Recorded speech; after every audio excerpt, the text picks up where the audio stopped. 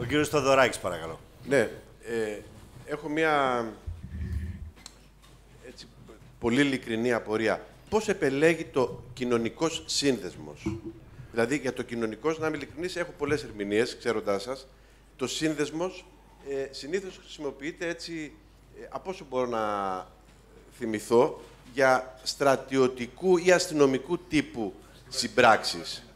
Και λύστε μου και μια απορία. Υπήρξε μειοψηφία? Δηλαδή, ο άλλος τίτλος που δεν είναι τελικά ο τίτλος που γράφτηκε στην διακήρυξη, ποιος ήτανε? Ο άλλος ήταν στρατιωτικός σύνδεσμος, αλλά...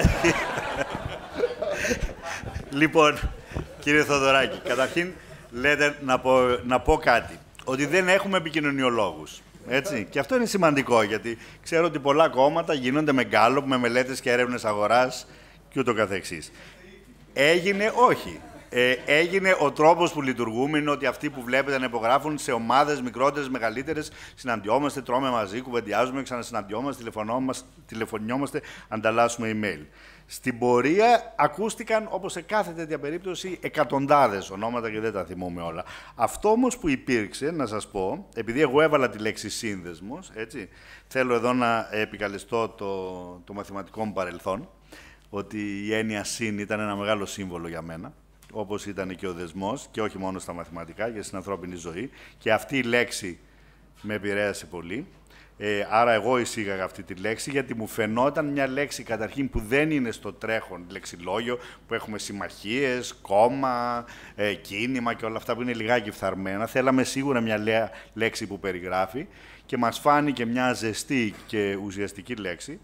Το δε κοινωνικό μας άρεσε γιατί εξέφραζε δύο πολύ διαφορετικά πράγματα. Το ένα ήταν το ουσιαστικό, ότι δεν πάμε να κάνουμε πολιτική του τύπου κόμμα ιδρύοντας τον σύνδεσμο, αλλά να ενώσουμε κοινωνικές δυνάμεις, αν θέλετε πιο κοντά στο μοντέλο κοινωνικών πρωτοβουλειών ή ακτιβισμού, ό,τι άλλου. Άρα αυτό. Και βέβαια μας άρεσε, αλλά αυτό το βρήκαμε αφού το φτιάξαμε το όνομα, μας άρεσε ο απόϊχος των κοινωνικών δικτύων, που τα πολύ νέα παιδιά, αν ξέρετε, μεγαλύτεροι άνθρωποι, ακούγανε κοινωνικό σύνδεσμο, που το τεστάραμε λίγο πώς ακούγεται, λέγανε «Α, σύνδεσμος».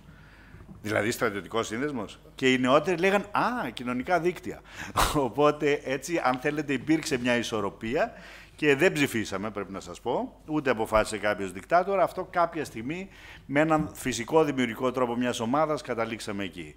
Από εκεί και πέρα οι συμβολισμοί είναι του καθενός. Ο δικός μας είναι το δέσιμο μιας ομάδας ανθρώπων, πολιτών, σε ένα κοινό όραμα.